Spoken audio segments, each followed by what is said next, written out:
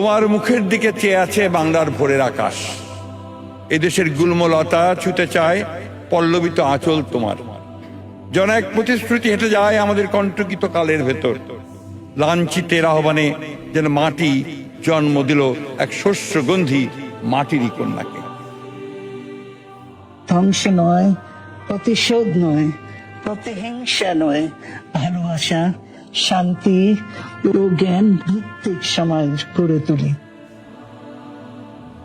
প্রত্যাশার কণ্ঠস্বর কে জানে কি মন্ত্র বলে, তুমি কেবল ছড়িয়ে দিচ্ছ মাঠ ঘাট আদিগন্ত শস্যের কিনারে। আমরাও সাক্ষ্য দেব।